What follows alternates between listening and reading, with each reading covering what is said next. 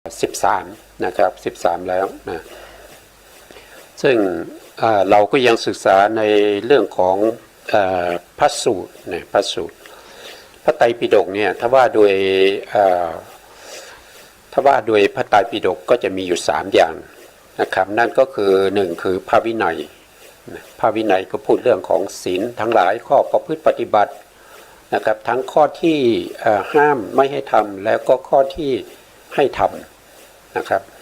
ถ้าข้อที่ห้ามก็คือเขาเรียกว่าเป็นวาลิตศีลนะครับถ้าเป็นข้อที่ให้ทำก็จะเรียกว่าวาลิตศีลนะครับก็จะมีเรื่องของศีลในพระวินัยนะส่วนในพระสูตรนะครับในปิฎกที่2นะครับก็คือพระสูตรก็จะพูดถึงข้อธรรมต่างๆแล้วก็พูดถึงประวัตินะครับประวัติของพระสาวกของพระพุทธเจ้านะครับในอดีตชาติทั้งหลายนะครับแล้วก็ส่วนที่3นะครับปิฎกที่3ก็คือพระอภิธรรมปิฎกนะซึ่งเราก็ศึกษาในพระสูตรนะครับพระสูตรเนี่ยถ้าเราเอาคัมภีร์พระสูตรของมจร.นะครับก็คือมหาวิทยาลัยมหาจุฬาลงกรณราชวิทยาลัยนะครับก็จะมีอยู่ทั้งหมด25เล่มด้วยกันนะครับถ้าว่าโดยอัตถกถาก็มีถึง64เล่มนะครับอันนี้ก็เป็นเรื่องของพระสูตรนะแล้วพระสูตรแรกที่เราศึกษานั่นก็คือได้แก่ถ้าว่าโดยเล่มก็จะเป็นทีฆนิกายนะครับทีฆนิกายศีลวรวรรคนะครับพระสูตรแรกจะชื่อว่าพรหมชาลสูตรพรหมชาลสูตรก็คือพระสูตรที่พูดถึงในเรื่องขอ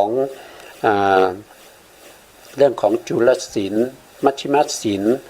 แล้วก็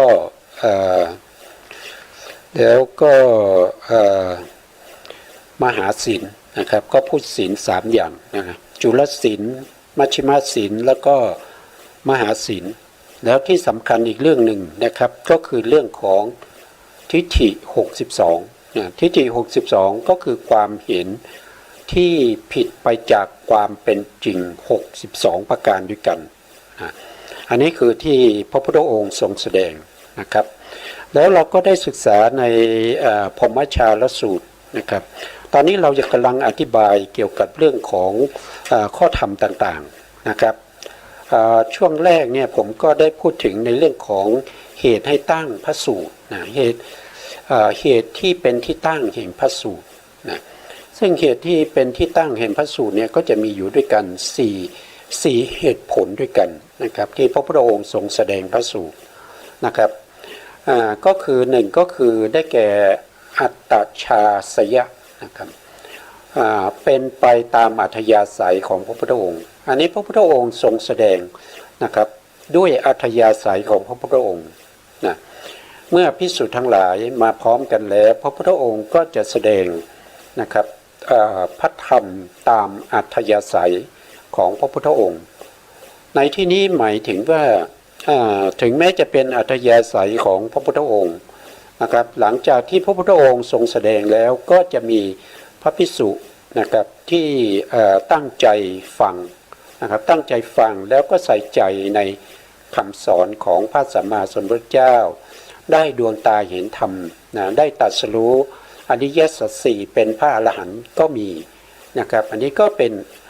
ด้วยอัธยาศัยของพระพุทธองค์นะครับทรงแสดงพระสูตรนะส่วนที่2เนี่ยก็คือปารัชชาสยะนะครับเป็นไปตามอัธยาศัยของผู้อื่นก็คือผู้ฟังนั่นเองนะเมื่อมีผู้ฟังนะครับมาพร้อมแล้วนะครับพระพุทธองค์ก็จะตรวจสอบข่ายพยานตรวจสอบว่าบุคคลที่อยู่ในบริเวณนี้มีใครบ้างที่จะสามารถได้ดวงตาเห็นธรรมนะครับแล้วเขาสะสมบารมีอุปนิสัยอัธยาศัยมาอย่างไรนะครับพระพุทธองค์ก็จะแสดงพระธรรมที่ เป็นไปตามอัธยาศัยของบุคคลที่พอที่จะได้ดวงตาเห็นธรรมนะครับก็คือข้อที่สองเรียกว่าปรัชญาศัยนะครับในข้อที่สามนะครับข้อที่สามก็คือปุชาวสิกะนะครับเป็นไปด้วยอำนาจของการถามนะครับเป็นไปด้วยอำนาจของการถามก็คือมี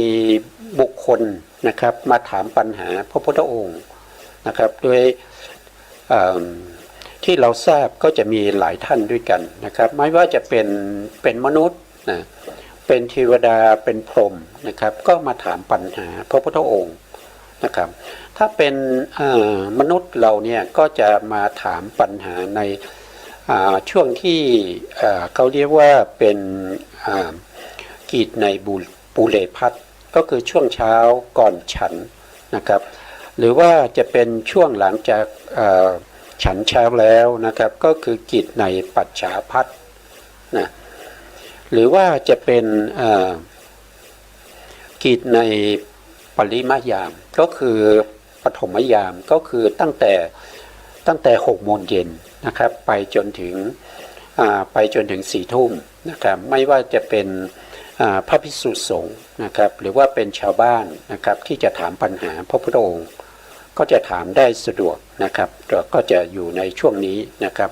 ตั้งแต่เช้าหลังจากฉันเช้าเสร็จนะเรียกว่าปัจฉาพัทหรือว่าบางครั้งเนี่ยก็มีบางท่านนะครับ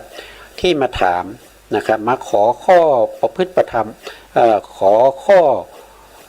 ธรรมนะครับก่อนที่จะฉันนะครับตอนบิณฑบาตนะครับก็ยกตัวอย่างเช่นพระพาหิยะทารุจริยะนะครับท่านก็อดีตนี้ท่านสร้างบารมีมามากมายเหมือนกันนะครับแล้วก็ท่านก็ตั้งความปรารถนาในเรื่องของการเป็นพระสาวกของพระพุทธเจ้าองค์ใดองค์หนึ่งโดยมีเอกทัคคะในเรื่องของการตรัสรู้พระธรรมคำสั่งสอนของพระพุทธเจ้าเร็วที่สุดนะครับพระพุทธองค์แสดงธรรมให้ฟังยังไม่ถึง1 บาทนะครับท่านก็ได้ดวงตาเห็นธรรมได้ตรัสรู้เป็นพระอรหันต์แล้วนะครับเดี๋ยวเราจะพูดถึงนะครับส่วนในข้อที่4นะครับในข้อที่4ก็อัตถุปัตติกะนะครับก็คือเป็นไปด้วยเหตุที่เกิดขึ้นนะอันนี้ก็เป็นเหตุที่เกิดขึ้นให้พระพุทธองค์ทรงแสดงพระสูตรก็เหมือนกันกับที่เรากำลังศึกษาอยู่ในตอนนี้ก็คือพรหมชาลสูตรพรหมชาลสูตรเนี่ยเกิดขึ้นเพราะเหตุนะครับเกิดขึ้นเพราะมีเหตุให้เกิดพระสูตรนี้ขึ้นเหตุที่ทำให้เกิดพระสูตรนี้ขึ้นก็ได้แก่ปาริภาชกที่ชื่อว่าสุปิยปาริภาชกกับพรหมทัตซึ่งเป็นลูกศิษย์นะครับซึ่งเป็นผู้ที่มีลัทธิที่แตกต่างไปจากพระพุทธศาสนานะครับสุปิยปาริภาชกซึ่งเป็นอาจารย์เนี่ยจะเก่าตำหนิเก่าร้ายนะครับพระพุทธพระธรรมพระสงฆ์แต่พรหมทัตนะครับพรหมทัตซึ่งเป็นลูกศิษย์เนี่ยจะกล่าวชมพระพุทธพระธรรมพระสงฆ์แต่สองท่านนี้ก็เดินทางไปด้วยกันนะครับติดตามไปข้างหลังนะครับของพระสัมมาสัมพุทธเจ้าจากเมืองราชคฤห์นะครับไปที่เมืองนาลันทานะครับอันนี้เป็นเหตุให้เกิดพระสูตรนี้ขึ้นมานะครับแล้วเราจะได้ศึกษากันนะครับอันนี้ก็พูดถึงในเรื่องของการตั้งพระสูตรนะครับแล้วหลังจากนั้นผมก็ได้พูดถึงในเรื่องของพุทธกิจนะพุทธกิจมีอยู่5อย่างนะครับผมเดี๋ยวนะครับผมไม่รู้จะอยู่ตรงไหนนะในสไลด์นี้นะพุทธกิจนะครับก็มีอยู่ด้วยกัน ตรงนี้นะพุทธกิจก็มีอยู่5ประการด้วยกันนะครับพุทธกิจก็คือกิจที่พระพุทธองค์ทรงทำเป็นประจำนะครับทำทุกๆวันเป็นประจำนะครับกิจที่1ก็คือได้แก่กิจที่เรียกว่าปูเรพัสปูเรพัสก็คือกิจที่พระพุทธองค์ทรงประพฤติปฏิบัติก่อนที่จะฉันเช้านะครับก่อนที่จะฉันเช้านะครับก็มีอะไรบ้างก็มีหนึ่งก็คือทรงตรวจสอบข่ายพยานนะครับว่ามีใครบ้างนะครับที่จะตรัสรู้ธรรมในวันนี้นะครับพอที่พระพุทธองค์จะไปโปรดนะครับแล้วก็ถ้าไม่มีนะครับก็ออกบิณฑบาตออกบิณฑบาตแล้วไปในเมืองสาวัตถีนะครับก็มีชาวบ้านที่นิมนต์มีนิมนต์หรืออาราธนาพระพุทธองค์ให้เข้าไปฉันในบ้านนะครับหลังจากฉันเสร็จพระพุทธองค์ก็จะมีการแสดงธรรมหรือว่าอนุโมทนานะครับกับญาติโยมทั้งหลายที่มาถวายอาหารนะครับอันนี้ก็หลังจากนั้นพระพุทธองค์ก็จะเสด็จกลับนะครับแล้วก็ไปพักยั้งอยู่ที่ศาลาในวัดพระเชตวันนะครับก็รอพระภิกษุสงฆ์ทั้งหลายที่ไปบิณฑบาตกลับมานะครับเมื่อกลับมาพร้อมแล้วนะครับพระพุทธองค์ก็จะได้ทักทายแล้วก็แสดงธรรมนะครับที่เรากำลังศึกษาอยู่นั่นก็คือเราพูดถึงความยากนะครับความยากทั้ง7ประการอันนั้นก็คือพระพุทธองค์ทรงแสดงหลังจากที่พระภิกษุสงฆ์ทั้งหลายกลับมาจากบิณฑบาตแล้วนะพระพุทธองค์ก็จะแสดงนะพอแสดงเสร็จแล้วความยากทั้ง7ประการนะครับแล้วพระพุทธองค์ก็จะเข้าคันธกุฎีนะครับเพื่อจะพักผ่อนนะครับเพื่อจะพักผ่อนนะหลังจากนั้นก็จะเป็นกิจในปัจฉาภัทนะกิจในปัจฉาภัทนี่ก็จะเริ่มตอนบ่ายนะครับเริ่มตอนบ่ายก็จะมีชาวบ้านที่เขานำเอาดอกไม้ธูปเทียนของหอมนะครับหรือว่าน้ำปานะนะครับมาถวายนะครับมาถวายแล้วก็มารวมกันอยู่ที่ศาลาเพื่อจะฟังธรรมนะครับเมื่อชาวบ้านมาพร้อมกันแล้วพระพุทธองค์ก็จะหายตัวจากคันธกุฎีนะครับไปปรากฏที่อาสนะในศาลาที่พระภิกษุสงฆ์ท่านได้เตรียมไว้นะครับพระพุทธองค์ก็หายตัวจากคันธกุฎีไปปรากฏตัวอยู่ที่ศาลานะครับศาลาฟังธรรมหลังจากนั้นพระพุทธองค์ก็จะแสดงธรรมนะครับตามอัธยาศัยของผู้ที่มารวมกันอยู่ในศาลานะครับเมื่อแสดงธรรมจบแล้วนะครับแสดงธรรมจบแล้วเนี่ยก็มีชาวบ้านเนี่ยเข้าไปสนทนานะครับบางท่านก็ไปขอกรรมฐานนะครับบางท่านก็ขอบวชนะครับขอบวชบางท่านก็ทักทายนะครับแล้วก็จะกลับนะครับเมื่อชาวบ้านกลับไปหมดแล้วนะครับช่วงนั้นก็จะเป็นช่วงเย็นแล้วนะครับประมาณ6 โมงนะ6 โมงเย็นนะครับก็จะถือว่าเป็นกิจที่ทำในปุริมยามหรือปฐมยามก็คือช่วง6 โมงเย็นไปจนถึง4 ทุ่มนะช่วงนี้พระพุทธองค์ก็โปรดให้แก่ภิกษุทั้งหลายนะครับให้เข้าเฝ้านะครับแล้วก็แสดงธรรมแสดงธรรมให้ฟังนะครับเมื่อ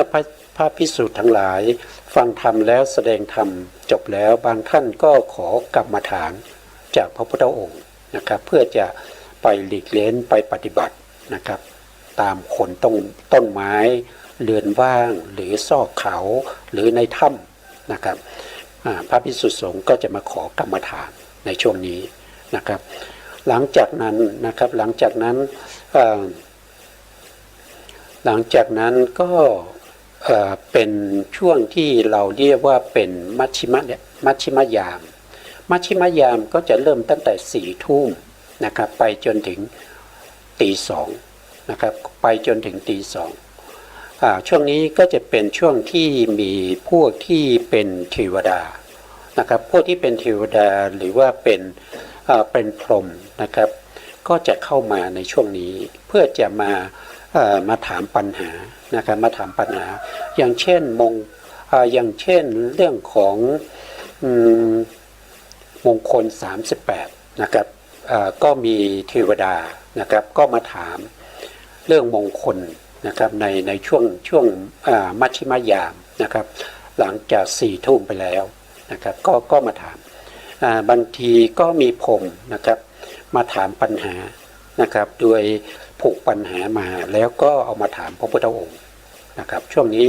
เป็นช่วงที่พระพุทธองค์เปิดโอกาสให้แก่บุคคลที่เป็นเทวดาหรือว่าเป็นพรหมทั้งหลายนะครับหลังจากมัชชิม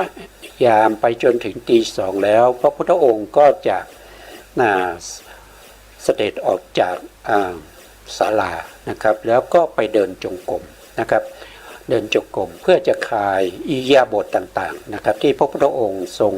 ประทับนั่งนะครับตั้งแต่ตอนบ่ายนะครับตั้งแต่ตอนบ่ายนะครับหลังจากที่เราเรียกว่าเป็นหลังจากที่ทำกิจในปุเรพัทแล้วนะครับแล้วก็ในช่วงที่พระพุทธองค์ทรงประทับนั่งนะครับเพื่อความเขาเรียกว่าอะไรเพื่อพระมหากรุณาธิคุณนะครับที่มีต่อชาวบ้านทั้งหลายนะคฤหัสถ์ทั้งหลายที่มาเฝ้าในช่วงบ่ายตั้งแต่ช่วงบ่ายจนถึงตีสองเนี่ยพระพุทธองค์ทรงประทับนั่งนะครับประทับนั่งนะแสดงธรรมบ้างตอบปัญหาบ้างให้กรรมฐานบ้างนะครับจนถึงมัชชิมยามก็คือจบมัชชิมยามก็คือตีสองนะครับพระพุทธองค์ก็จะไปผ่อนคลายอิริยาบถด้วยการเดินจงกรมประมาณ1 ชั่วโมงนะครับตีสองจนถึงตีสามนะครับเดินจงกรมประมาณ1 ชั่วโมงเสร็จแล้วพระพุทธองค์ก็จะเข้าคันธกุฎีเพื่อจะพักผ่อนจากตีสามไปจนถึงตีสี่นะครับประมาณ1 ชั่วโมงนะครับหลังจากนั้นพระพุทธองค์ก็จะตินบรรทมแล้วก็จะทำกิจส่วนตัวนะครับแล้วก็จะตรวจสอบข่ายพยานในช่วงประมาณตีสี่นะครับตีสี่นะครับช่วงประมาณตีสี่ตรวจสอบข่ายพยานของสัตว์ทั้งหลายนะครับว่าวันนี้มีใครบ้างนะครับที่จะตรัสรู้ธรรมได้นะครับหรือว่าจะต้องแสดงพระธรรมในหมวดไหนในส่วนไหนให้แก่ผู้ที่ถวายอาหารบิณฑบาตตอนเช้านี้พระพุทธองค์ก็จะทำการตรวจสอบนะครับตรวจสอบความเป็นไปได้ของบุคคลอื่นที่จะสามารถที่จะตรัสรู้ธรรมได้อันนี้ก็เป็นกิจในปัจฉิมยามก็คือกิจทำตั้งแต่ตีสองจนถึง6 โมงเช้าหลังจาก6 โมงเช้าแล้วก็จะออกบิณฑบาตนะครับอันนี้ก็เป็นกิจที่พระพุทธองค์ทรงทำอยู่เป็นประจำนะครับเป็นประจำเรียกว่าพุทธกิจนะเรียกว่าพุทธกิจแล้วครั้งที่แล้วเราก็ได้พูดถึงในเรื่องของหลังจากที่พระพุทธองค์ได้กลับมาจากบิณฑบาตแล้วรอพระภิกษุสงฆ์ทั้งหลายพระภิกษุสงฆ์ทั้งหลายกลับมาหมดแล้วพระพุทธองค์ก็เสด็จจะเข้าคันธกุฎี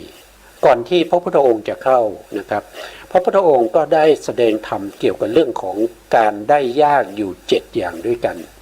นะการได้สภาวะความได้ยากมีอยู่7 อย่างนะครับนะอย่างที่1ก็คือทุลพัจจะมนุษย์ตังนะครับความเป็นมนุษย์หาได้ยาก อันนี้เราได้แสดงไปแล้วพระพุทธองค์ได้เปรียบได้อุปมาอุปไมยเหมือนกับเต่าตาบอดนะครับที่อยู่ในมหาสมุทรนะแล้วก็100 ปีก็จะโผล่ขึ้นมาบนผิวน้ำครั้งหนึ่งนะแล้วก็มีชายที่มีกำลังเนี่ย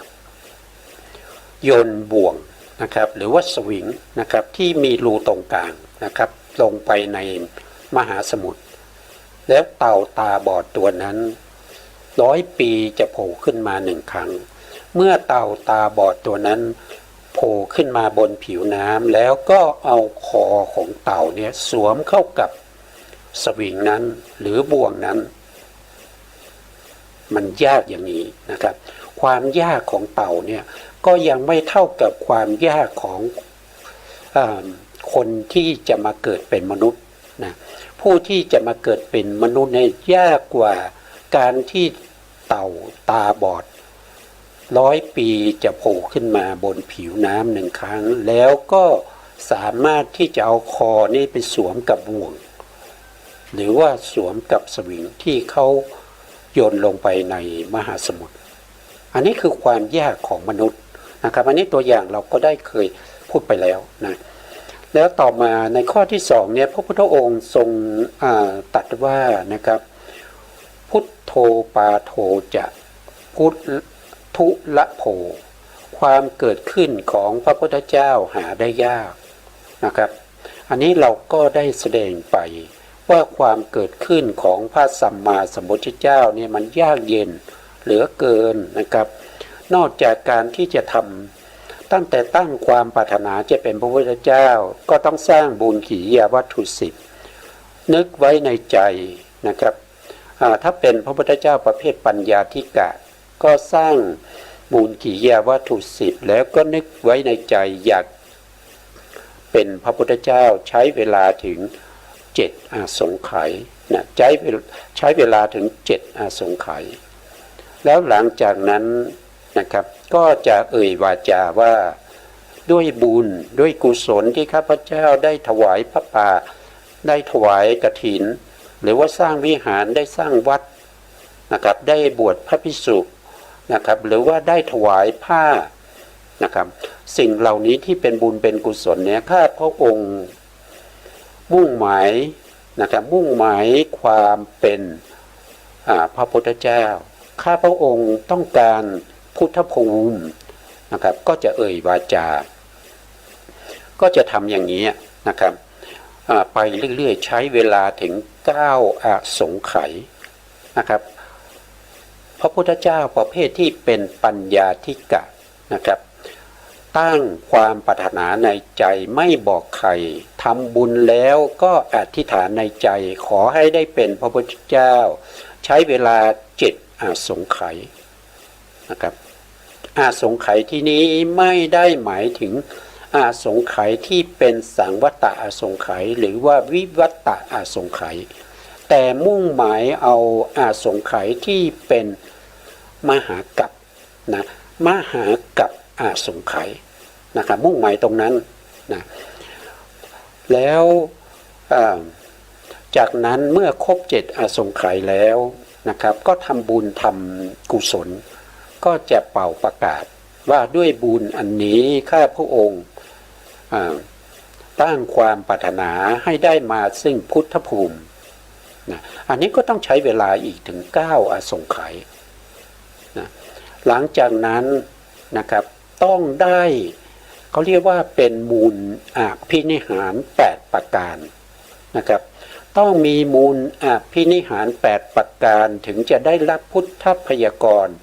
จากพระสัมมาสัมพุทธเจ้าองค์ใดองค์หนึ่งนะอภินิหารมูล8 ประการนะครับถ้าสร้างบุญสร้างกุศลแล้วตั้งความปรารถนาแล้วถึงจะเป็นประเภทที่เป็นพระพุทธเจ้าปัญญาธิกะทำมาจนถึงครบ9 อาสงไขยแล้วแต่ไม่สามารถที่จะรวบรวมมูลปณิธานอภินิหาร8 ประการได้บุคคลคนนั้นก็จะไม่ได้รับพุทธพยากรณ์ จากพระสัมมาสัมพุทธเจ้านะมูลปณิธานหรืออภินิหารมูลปณิธานทั้ง8ประการนั้นก็คือได้แก่นะผู้ที่สนใจนะครับก็ฟังไว้นะครับข้อที่1นะครับจะต้องมีอัตภาพของความเป็นมนุษย์อันนี้คือข้อ1ที่เป็นอภินิหารมูลปณิธานข้อที่2นั่นก็คือจะต้องเป็นผู้ชายนะครับจะต้องเป็นเพศชายได้ความเป็นมนุษย์แล้วได้เพศชายมาแล้วข้อที่3จะต้องเป็นนักบวชในที่นี้เป็นนักบวชเป็นฤาษีเป็นนักบวชในศาสนาอื่นก็ได้นะครับแต่ต้องมีความเชื่อในเรื่องของกรรมและผลของกรรมนะเป็นนักบวชที่มีกรรมสกตาสัมมาทิฏฐิอันนี้คือข้อที่3นะครับข้อที่4จะต้องเป็นบุคคลที่มีเขาเรียกว่าโลกียะอภิญญา5เป็นบุคคลที่ได้โลกียะอภิญญา5นะข้อที่6นะครับข้อที่6จะต้องเป็นบุคคลที่มีคุณสมบัติจะตรัสรู้เป็นพระอรหันต์ในวันนั้นในขณะนั้นนะในขณะนั้นนะจะเป็นพระอรหันต์ในขณะนั้นได้ด้วยบุญบารมีที่สะสมมาเพียงพอแล้วนะข้อที่6นะครับข้อที่6ก็คือจะต้องอยู่ต่อหน้าพระสัมมาสัมพุทธเจ้านะต้องอยู่ต่อหน้าพระพุทธเจ้านะครับไม่ใช่ไปอยู่ที่ไหนก็ไม่รู้นะครับต้องอยู่ต่อหน้าพระพุทธเจ้าคือข้อที่6ข้อที่7นั่นก็คือจะต้องเป็นบุคคลที่มีเขาเรียกว่าอาธิการอันยิ่งใหญ่อาธิการอันยิ่งใหญ่ในที่นี้ก็คือหมายถึงการที่พร้อมที่จะเสียสละชีวิตของตัวเองเพื่อพระสัมมาสัมพุทธเจ้าได้ทันทีนะครับได้ทันทีนะครับอันนี้คือข้อที่7นะส่วนข้อที่8เนี่ยจะต้องเป็นบุคคลที่มีฉันทะอย่างแรงกล้าในการที่จะเลือกเฟ้นพุทธกาลธรรมเพื่อการบำเพ็ญบารมี30ทัศมหาบริจาค5ประการเพื่อให้ได้มาซึ่งโลกัตถจริยะยากัตถจริยะพุทธัตถจริยะนะครับถ้าครบองค์8นี้นะพระพุทธองค์ก็จะให้คำพยากรณ์เหมือนกับพระโพธิสัตว์ของเราที่เป็นสมัยนั้นท่านเป็นฤาษีชื่อว่าสุเมธดาบทนะท่านได้มาเฝ้าพระพุทธองค์นะตรงที่เขากำลังสร้างทางกันอยู่นะครับพระพุทธองค์เมื่อเห็นดาบทผู้นี้แล้วก็รู้ได้ทันทีว่าดาบทผู้นี้ปรารถนาความเป็นพระพุทธเจ้านะครับเมื่อดาบทนี้สร้างทางยังไม่เสร็จนะครับก็พระพุทธองค์ทีปังกรสัมมาสัมพุทธเจ้าเสด็จมาถึงตรงนั้นพอดีนะครับแต่ว่าทางที่สุเมธาดาบทกำลังทำอยู่ยังไม่เสร็จสุเมธาดาบทก็จะเปื้องผ้านะครับผ้าเปลือกไม้ผ้าขนสัตว์ที่ท่านใช้ห่มอยู่นะครับปูลาดลงไปเสร็จแล้วก็นอนทับลงไปกับทูลพระพุทธองค์ให้พระพุทธองค์เนี่ยเหยียบข้ามไปนะครับอย่าได้เหยียบไอ้โคนตมทั้งหลายเลยนะครับขอให้เหยียบหลังนะครับเหยียบหลังเหยียบตรงไหนก็ได้ตรงหัวตรงหลังตรงขาตรงมือเหยียบได้หมดนะครับให้พระพุทธองค์เนี่ยเหยียบพร้อมด้วยพระภิกษุสงฆ์อีก400,000 รูปนะครับเหยียบข้ามไปนะครับ400,000 รูปนะถ้าเราไปในงานใดงานหนึ่งถ้าคนมากๆนะครับเราล้มลงเขาเหยียบเราเป็นยังไงตายนะครับไม่รอดนะไม่รอด ตายลูกเดียวนะอันนี้พระภิกษุที่เป็นพระสาวกของพระสัมมาสัมพุทธเจ้าทีปังกรอีก400,000 รูปนะ400,000 รูปพร้อมกับพระพุทธองค์นะครับก็ได้เหยียบหลังของสุเมธาดาบทข้ามไปนะครับนะเมื่อเหยียบข้ามไปแล้วนะครับพระพุทธองค์ก็ให้คำพยากรณ์นะครับว่าดาบทผู้นี้นะต่อไปในโอกาสข้างหน้าถ้าชาวบ้านพูดถึงฆราวาสนะครับที่อยู่ในบริเวณนั้นถ้าท่านไม่สามารถที่จะข้ามห่วงน้ำแห่งโอคะข้ามพ้นไปจากอาสวะกำจัดเสียซึ่งอนุสัยกิเลสที่นอนเนื่องอยู่ในขันธสันดานได้ในสมัยของเราก็สามารถที่จะข้ามได้ในสมัยของดาบทผู้นี้นะดาบทผู้นี้จะได้เป็นพระพุทธเจ้านับจากตรงนี้ไปอีก4 อสงไขยแสนมหากัปดาบทผู้นี้จะได้เป็นพระพุทธเจ้าถ้าพวกท่านไม่สามารถที่จะข้ามฝั่งจากพระศาสนาของพระตถาคตเรานะครับก็รอไปข้ามฝั่งหรือว่าข้ามโอคะจากพระพุทธเจ้าองค์นี้ซึ่งจะได้มาตรัสรู้นับจากนี้ไปอีก4 อสงไขยแสนมหากัปท่านจะได้ชื่อว่าโคตมะสัมมาสัมพุทธเจ้า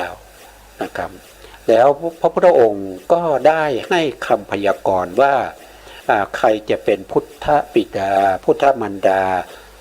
แล้วก็พุทธบุตรนะครับแล้วก็อัครสาวกที่เป็นฝ่ายภิกษุแล้วก็ภิกษุณีนะครับแล้วก็อุบาสกอุบาสิกาผู้เป็นอุปถากของพระพุทธเจ้าที่เป็นโคตมะชื่ออะไรอย่างไรพระทีปังกรสัมมาสัมพุทธเจ้าให้พยากรณ์หมดนะครับให้พยากรณ์หมดอันนี้เป็นการได้พุทธพยากรณ์เป็นครั้งแรกนะครับอันนี้เป็นการได้ครั้งแรกของสุเมธาดาบทเพราะฉะนั้นการที่จะได้พุทธพยากรณ์จากพระสัมมาสัมพุทธเจ้าเป็นครั้งแรกจะต้องมีอภินิมุนอภินิหาร8 ประการต้องครบด้วยนะแล้วก็ต้องสร้างบารมีมาอย่างน้อยถึง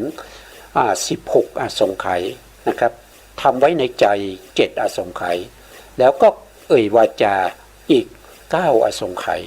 ได้มาซึ่งอภินิหารมูลปณิธานทั้ง8 ประการอันนี้เป็นการที่ได้รับพุทธพยากรณ์เป็นครั้งแรกแต่ถ้าหลังจากนั้นไปเนี่ย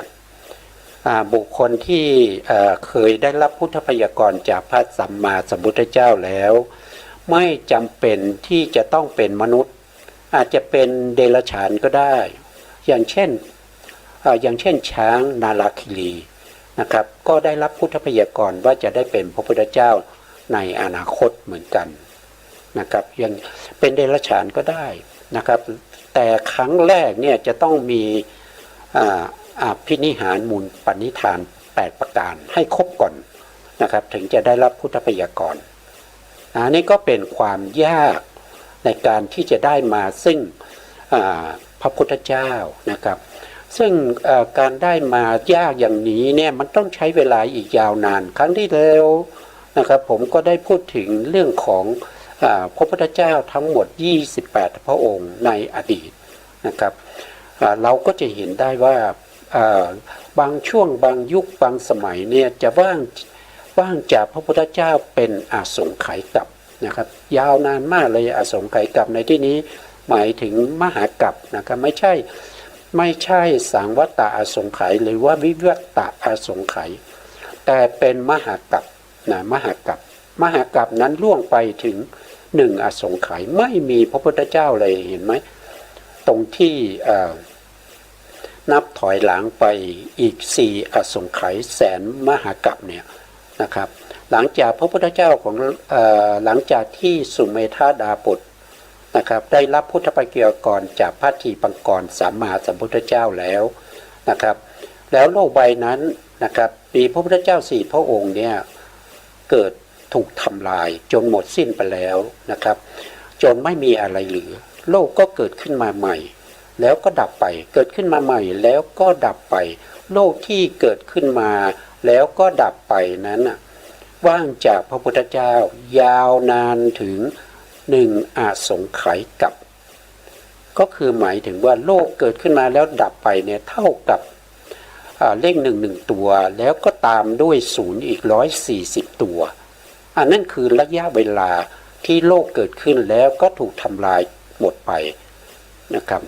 เรียกว่า1 อสงไขยกัปนะครับโลกเหล่านั้นไม่มีพระพุทธเจ้าเลยนะครับยากเย็นนะครับพระพุทธเจ้าจะมาอุบัติเนี่ยนะครับอันนี้ว่างไปถึง1 อสงไขยเลยนะครับยาวนานมากนะครับแล้วต่อมาถึงจะมีพระพุทธเจ้าเกิดขึ้นมาอีก1 พระองค์นะครับโลกใบนี้มีพระพุทธเจ้า1 พระองค์โลกใบนี้เมื่อถูกทำลายแล้วก็ว่างไปอีกนะว่างไปอีก1 อสงไขยกัปนะเนี่ย1 อสงไขยกัปยาวนานเหลือเกินไม่มีพระพุทธเจ้าเลยนะแล้วก็มีพระพุทธเจ้า4 พระองค์นะครับโลกใหม่ที่เกิดขึ้นเรียกว่าสารมันทกัปนะครับก็มี4 พระองค์จาก4 พระองค์แล้วโลกใบ4 พระองค์ถูกทำลายไปแล้วโลกที่เกิดขึ้นมาใหม่อีกนะครับนี้ก็ไม่มีพระพุทธเจ้าเลยโลกที่เกิดขึ้นมาแล้วก็ดับไปเกิดขึ้นมาแล้วก็ดับไปว่างไปอีก1 อสงไขยมหากัปนะครับว่างไปยาวนานมากเลยนะแล้วก็ต่อมาโลกต่อมาที่เลยจาก1 อสงไขยนั้นมานะครับก็มีโลกใบหนึ่งชื่อว่าสารกัปในสารกัปก็มีพระพุทธเจ้า1 พระองค์นะครับ1 พระองค์1 พระองค์นี้จะเป็นพระพุทธเจ้าที่มีถ้าเรานับอายุถอยหลังไปก็เท่ากับ100,000 มหากัป100,000 มหากัปนะครับตรงนี้นี่มีพระสาวกของพระสัมมาสัมพุทธเจ้าโคตมะได้รับพุทธพยากรณ์ในมากมายนะครับจากพระพุทธเจ้าที่ชื่อว่าปัทุมุตตละสัมมาสัมพุทธเจ้าส่วนพระสารีบุตรและก็พระโมคคัลลานะได้รับพุทธพยากรณ์จากพระพุทธเจ้าองค์นี้นะครับในโลกก่อนนะครับก็เรียกว่าพระพุทธเจ้าที่ชื่อว่าอโนมาทัสสีนะครับอโนมาทัสสีเป็นผู้ให้พยากรณ์แก่พระสารีบุตรแล้วก็พระโมคคัลลานะว่าจะได้เป็นอัครสาวกของพระสัมมาสัมพุทธเจ้าที่ชื่อว่าโคตมะนะครับแต่ต้องนับจากตรงนี้ไป1 อสงไขยกับอีก100,000 กัปนะใช้เวลาอีก1 อสงไขยกับ100,000 กัปคือพระสารีบุตรและพระโมคคัลลานะนะครับส่วนพระอย่างเช่นพระอานนท์นะครับพระอานนท์พระมหากัสสปะพระอุทายีนะครับหรือว่าพระอุบาลีนะครับมากมายนะครับอสิติมหาสาวกทั้งหลาย80 รูปนะครับได้รับพุทธพยากรณ์จากพระพุทธเจ้าที่ชื่อว่าปัทุมุตตละนะครับนับเวลาไปที่ได้เป็นอัครสาวกของพระสัมมาสัมพุทธเจ้าโคตมะก็ใช้เวลา100,000 มหากัป100,000 มหากัปนะครับก็ยากเย็นนะครับยากเย็นมากนะครับเนี่ยหลังจากนั้นนะครับจากพระพุทธเจ้าปทุมุตตละโลกก็ว่างอีกนะครับว่างจากความเป็นพระพุทธเจ้าถึง70,000 มหากัป70,000 มหากัปแล้วถึงจะมีพระพุทธเจ้าเกิดขึ้นอีก2 พระองค์นะครับแล้วต่อจากนั้นก็ว่างไปอีก28,200 มหากัปเนี่ยว่างไปยาวนานเหลือเกินนะครับไม่มีพระพุทธเจ้าเลยนะครับแล้วก็มาในกัปต่อมาเรียกว่าวรกัปก็มีพระพุทธเจ้า3 พระองค์นะครับเมื่อโลกใบนั้นดับไปก็มามีโลกใบใหม่เกิดขึ้นนะครับโลกใบใหม่นี้ที่เกิดขึ้นเนี่ยโลกที่เกิดขึ้นแล้วดับไปเนี่ยถึง 1,706 มหากัปนะว่างจากความเป็นพระพุทธเจ้านะครับแล้วก็ต่อมาก็จะมีโลกใบใหม่ที่เรียกว่าสิทธัตโถนะครับพระพุทธเจ้าสิทธัตโถสัมมาสัมพุทธเจ้า เกิดขึ้นมาเพียงพระองค์เดียวโลกใบนั้นนะครับโลกใบนั้นมีพระพุทธเจ้าแค่พระองค์เดียวนะครับหลังจากนั้นก็ว่างอีกแล้วนะว่างไปอีกหนึ่งกัปนะว่างไปอีกหนึ่งกัปนะต่อจากนั้นมีพระพุทธเจ้าสองพระองค์นะครับสองพระองค์แล้วก็ว่างไปอีกหนึ่งอันตกัปนะหนึ่งอันตกัปเนี่ยก็คือเท่ากับเท่ากับเอางี้ดีกว่า64อันตกัปเนี่ยก็จะเท่ากับ1อาสงไขยกัปแล้วก็4อาสงไขยกัปถึงจะเท่ากับ1มหากัปนะอันนี้ก็ว่างไป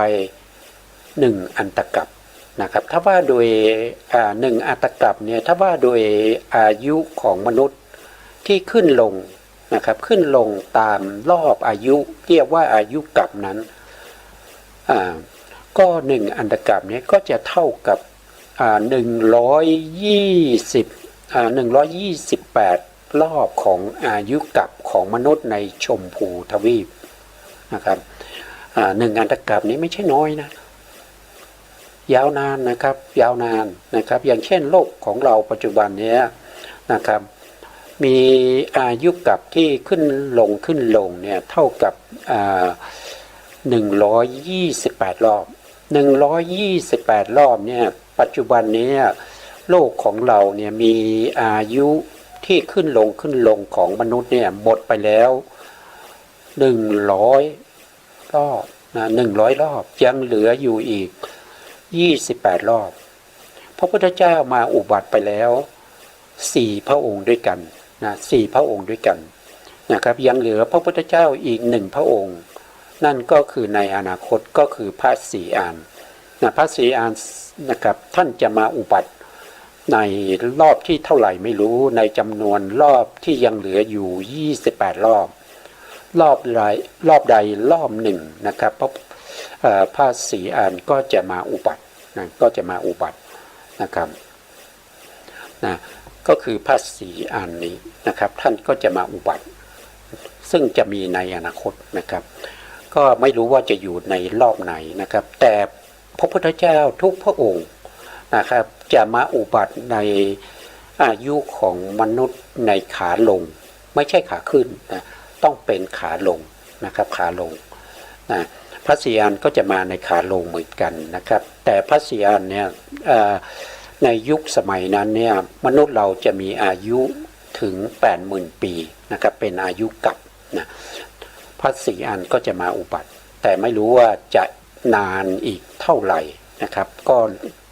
ภายใน28รอบนี้นะครับรอบใดรอบหนึ่งนะพระศรีอานก็จะมาอุบัตินะครับอันนี้ก็เป็นชี้ให้เห็นถึงความยากลำบากนะครับที่จะมีพระสัมมาสัมพุทธเจ้าแต่ละพระองค์เกิดขึ้นนะครับแต่ละพระองค์เนี่ยที่จะเกิดขึ้นเนี่ยไม่ใช่ว่า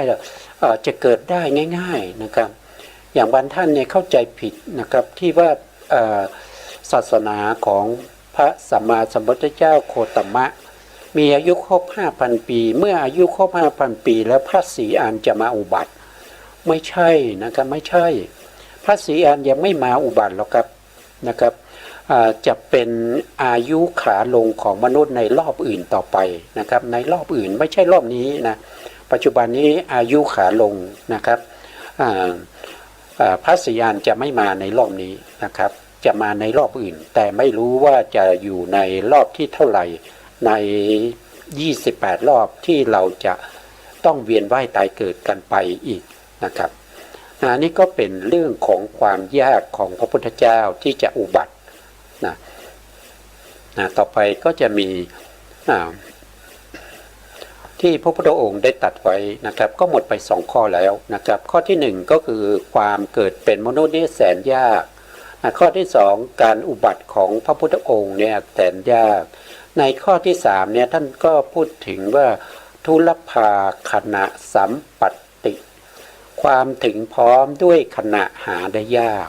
อันนี้ความถึงพร้อมด้วยขณะเนี่ยหาได้ยาก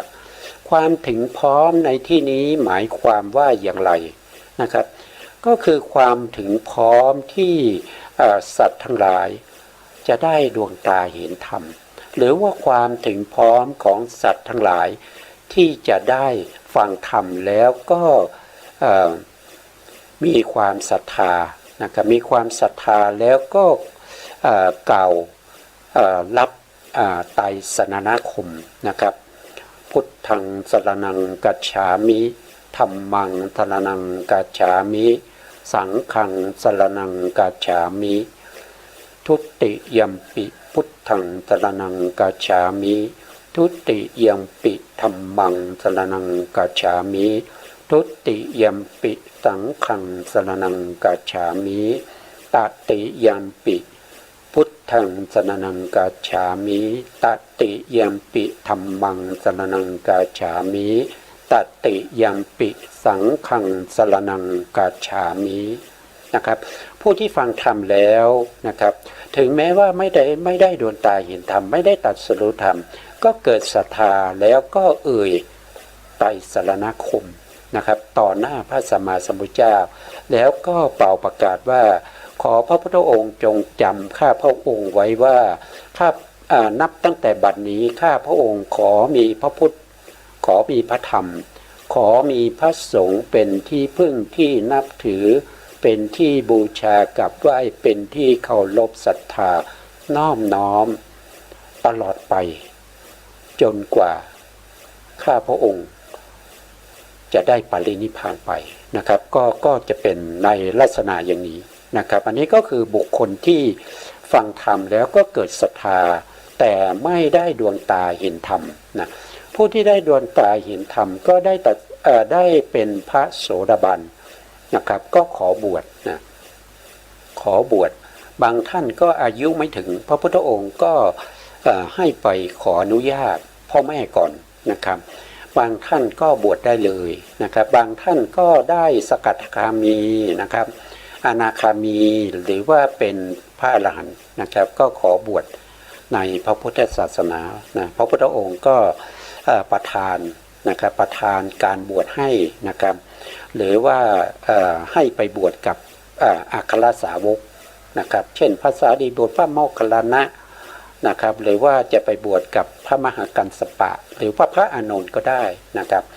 แล้วแต่ช่วงเวลาระยะเวลานะครับแล้วแต่สถานการณ์นะครับแล้วแต่สิ่งแวดล้อมในขณะนั้นนะครับซึ่งการที่เราจะได้ถึงขนาดนั้นนะมันไม่ใช่ของง่ายนะครับมันเป็นของยากนะอย่างเช่นผู้ที่จะมีศรัทธานะครับแล้วก็ขอถึงพระพุทธพระธรรมพระสงฆ์เป็นสรณะเนี่ยเขาจะต้องเป็นบุคคลที่มีบุญเก่ามาแล้วนะครับมีอัตตะสัมมาปณิธิมาแล้วเคยสร้างบุญบารมีในพระพุทธเจ้าองค์ก่อนๆมาแล้วนะครับถึงแม้ว่ายังไม่พอที่จะได้ดวงตาเห็นธรรมแต่เขาก็มีศรัทธาจนจนยึดเอาพระพุทธพระธรรมพระสงฆ์เป็นสรณะเป็นที่พึ่งที่อาศัยนะกว่าจะได้ถึงขนาดนั้นน่ะมันไม่ใช่ของง่ายนะหนึ่งพระพุทธเจ้าต้องมีในสมัยนั้นใช่ไหมครับสองจะต้องเป็นได้ฟังธรรมจากพระพุทธเจ้านะสามตัวเองจะต้องสะสมบารมีมาพอเพียงพอที่จะมีศรัทธาถึงขั้นที่เข้าไปทูลพระพุทธเจ้าว่าขอยึดพระพุทธพระธรรมพระสงฆ์เป็นสรณะคือในขณะที่บุญเหล่านั้นให้ผลมาพร้อมกันในขณะนั้นน่ะมันเป็นเรื่องยากนะมันเป็นเรื่องยากนะครับอย่างเช่นในยุคสมัยนี้นะในยุคสมัยนี้มีบุคคลที่เขาอยากจะมีศรัทธาที่มั่นคงนะครับเขาก็ไปที่วัดแล้วก็ไปฟังธรรมแล้วเขาก็ไม่ศรัทธาเขาไม่เกิดศรัทธาเขาไม่เกิดไม่เหมือนกับสมัยที่ฟังธรรมจากพระพุทธองค์นะครับมันไม่เกิดศรัทธาใช่ไหมครับมันไม่เกิดศรัทธานั่นแสดงว่าขณะความถึงพร้อมขณะมันไม่ได้เพราะบุญเก่าเรายังไม่เพียงพอใช่ไหมครับ บุญเก่าที่เราเคยสร้างมาตั้งแต่อดีตเนี่ยมันยังไม่เพียงพอที่จะทำให้เรามีศรัทธาถึงขนาดเข้าไปขอไต่สรณคมจากผู้ที่แสดงธรรมมันยังไม่ถึงพร้อมในขณะนั้นนะอันนี้ก็เป็นเรื่องยากนะเป็นเรื่องยากแล้วที่ยากไปกว่านั้นนะครับปัจจุบันนี้ถ้าฟังธรรมแล้วเนี่ยจะให้ได้มาซึ่งโสดาปัตติมรรคโสดาปัตติผลหรือว่าจะได้มาซึ่งสกทาคามีมรรคสกทาคามีผลหรือจะได้มาซึ่งอนาคามีมรรคอนาคามีผล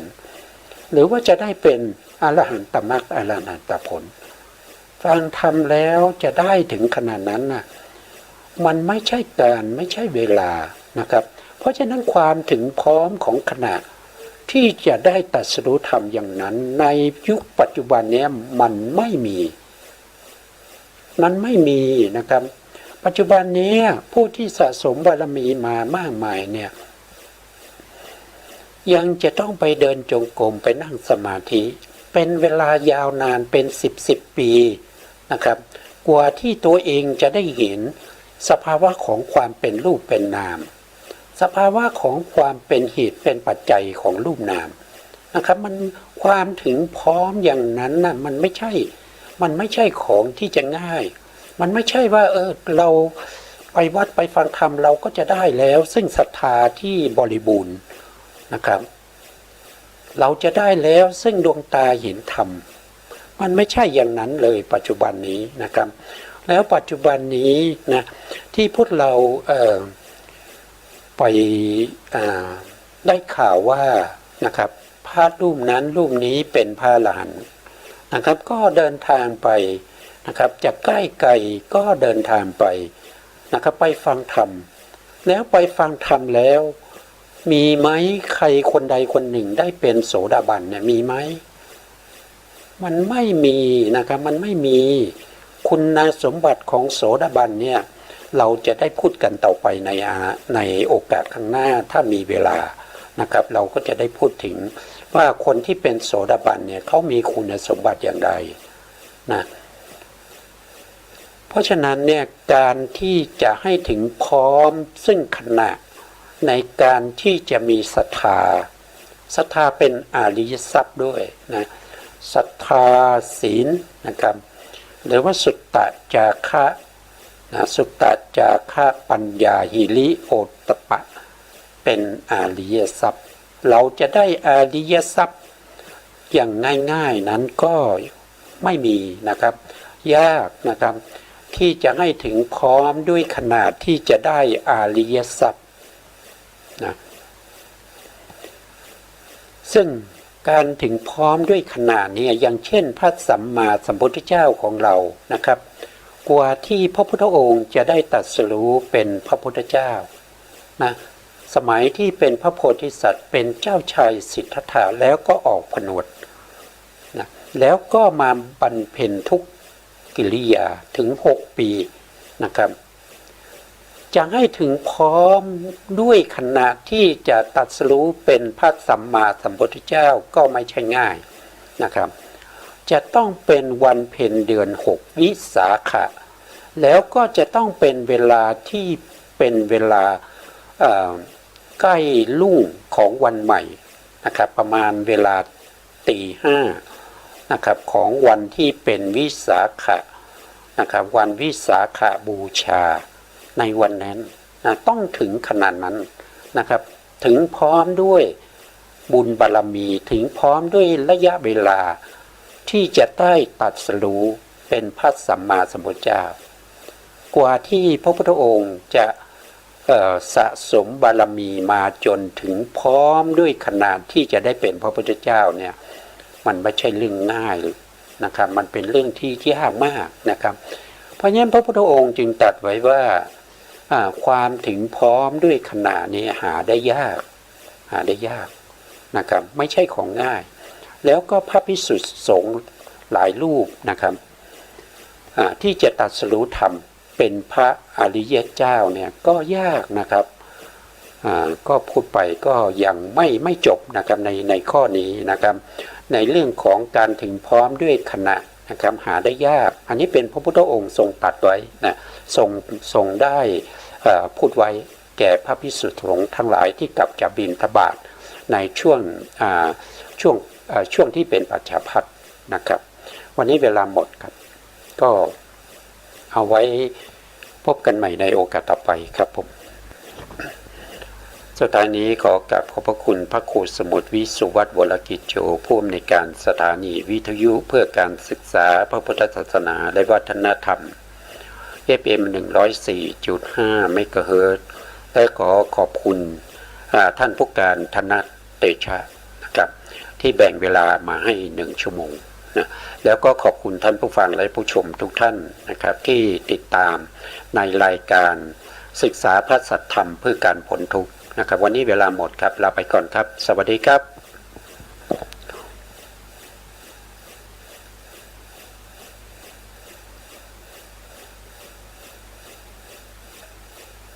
จรวดบรรทุก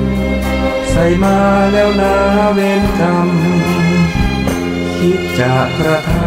ำย้ำให้พึงสังวรคนและสัตว์ทั้งหลายที่เป็นไปต่างๆนานาชีวิตแตกต่างนานา กำชัดมาพบเย็นพบร้อนคนไม่เข้าใจกันมัวประทำเรื่องบาปหลายตอนเกิดใหม่พบหน้าแน่นอนนรกร้อนน่าสะพรึงกลัวอำนาจกรรมกุศลกรรมหรืออกุศลกรรมไม่ควรกระทำกรรมที่ผิดตัว